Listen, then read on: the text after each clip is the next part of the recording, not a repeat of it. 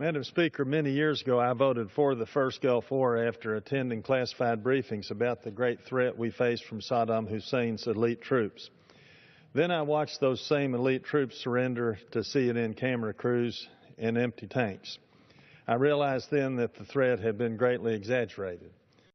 Years later, we rushed to war in Iraq against weapons of mass destruction that were not there. The threat at the time of the Second Gulf War was greatly exaggerated, and I am glad that I voted against going to war that time. After the horrible beheadings of 2 American citizens, I felt we should respond, and I have publicly supported limited airstrikes. I hope we can at some point, if we are not doing so already, send in a special operations team or teams to get those who have committed these beheadings, just as we got Osama bin Laden. However, I do not support sending thousands of young Americans as combat troops on the ground into Middle Eastern civil and religious wars. The primary responsibility for fighting over there should be up to the countries in that region. And I do not believe we should have some fake coalition where most of the fighting and most of the funding come from the U.S. military, as in the Iraq and Afghanistan wars. While ISIS or ISIL, it's been referred to as both, as a threat, we have faced far greater threats at other times in our history. Some of our leaders clamor for war to prove how tough they are. Some want to be little Churchills. Many may believe if they don't support the strongest possible action, they are afraid they will be blamed if something bad happens.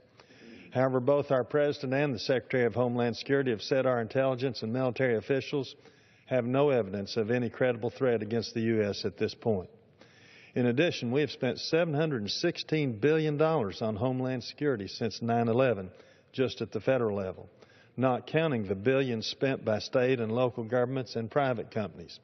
Just one company, FedEx, told me a couple of years after 9/11 that they had spent $200 million on security that they would not have spent had 9/11 not happened. On top of all that, we spend much more on defense each year than the next top 10 nations combined, and almost more than all nations combined, since the poor nations spend very little on defense. If we devote our entire federal budget to the Middle East, we could not stop all the fighting or solve all the problems of that region. If we spend our entire federal budget on Homeland Security, we could not make our country 100% perfectly safe. Some radical Islamic fanatic may at some point do something bad in the U.S., but we are already spending all we can and doing all we can if we are going to meet the needs of our own people. The first obligation of the U.S. Congress should be to the American people, and the people of the Middle East are going to have to solve most of their own problems on their own. We do not have the money or the authority to try to run the whole world, and we certainly shouldn't panic or overreact to this threat from ISIS. Just a few weeks ago, their numbers were supposedly between 5,000 and 10,000. Now we suddenly have them up to 20,000 to 31,000. But we have over 1 million in our military, and supposedly many other nations are going to help against ISIS.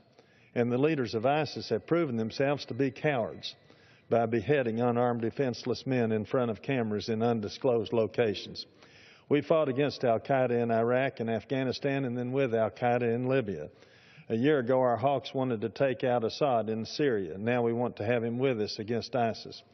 I agree with what Judge Andrew Napolitano wrote a few days ago. He said, quote, "What should Congress do? It should declare once and for all that we will stay out of this ancient Muslim civil war of Shia versus Sunni. We have been on both sides of it. Each side is barbarous. In the 1980s, we helped the Sunnis. Now we are helping the Shias. Last year, Mr. Obama offered to help the Islamic State by degrading its adversaries. Now he wants to degrade the Islamic State. We have slaughtered innocents and squandered fortunes in an effort to achieve temporary military victories that neither enhance our freedom nor fortify our safety. We will only have peace when we come home, when we cease military intervention in an area of the world not suited to democracy and in which we are essentially despised," unquote. I agree with Judge Napolitano. Finally, Madam Speaker, I say again that we cannot take care of our own people and our own country if we are permanently at war in the Middle East.